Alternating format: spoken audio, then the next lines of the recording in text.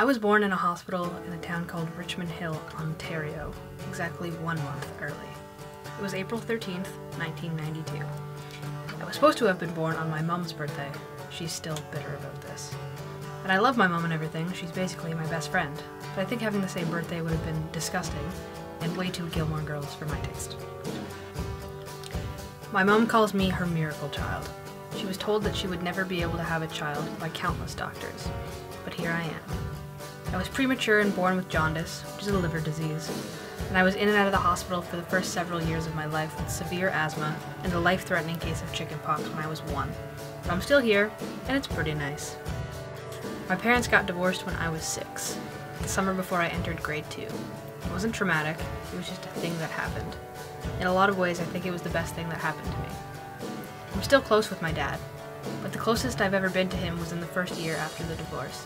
He got throat cancer and had to have his saliva glands removed. He couldn't speak for a while, and we used to communicate through whiteboards like this one. Even though my voice still worked, I just didn't want to use it. I've never told him that. I attended 4 different elementary schools, one for every time we moved. But I always liked moving as a kid. My mom used to tell me it's because we had gypsy blood and our family was used to traveling. In school, I was quiet. I liked learning, and I still do. I had a lot of friends, and I like to consider myself a bit of a class clown. What I really liked, though, was drawing little cartoons for the kids in my class. I liked the immediate gratification I received, and I liked that I could do something that other people couldn't.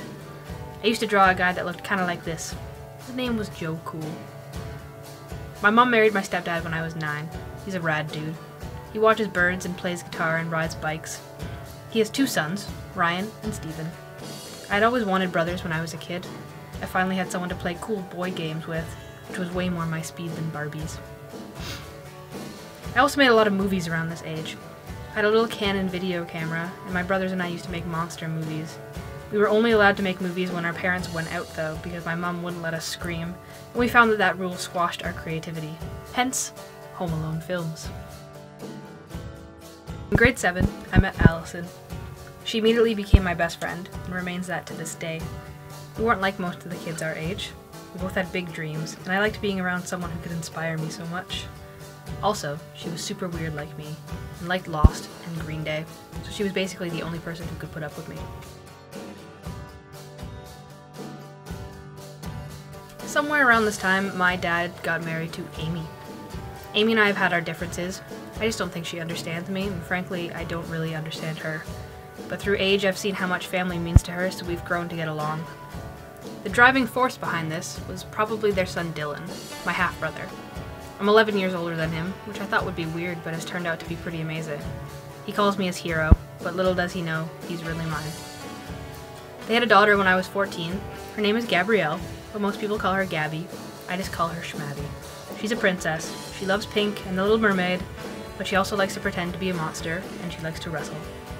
She mails me little letters scrawled in crayon that say things like, "What does love mean?" She's pretty amazing. High school was not the traumatic story I wish it could be. I wasn't thrown in a garbage can. I passed all of my classes. I made friends. I fell in love. I fell out of love. I went to prom. I graduated. My high school art teacher was a butthead and taught me 0 things and didn't inspire me to do anything at all, and I would like to give her 0 credit. Thank you, Miss Pierre. Instead, I would like to give all of the credit to Finding Nemo. I watched Finding Nemo for the first time with my dad. I remember watching my dad cry throughout most of the film simply because he was struck by the beauty of the artwork. I remember thinking that all I wanted to do with my life was to make things that would make people cry. My dad told me about this school, this art school that I should go to if I wanted to make that dream come true. I was 11 when I told him that I would go to that school. I'm 20 now, and that's where I am. When I showed him this video, he cried.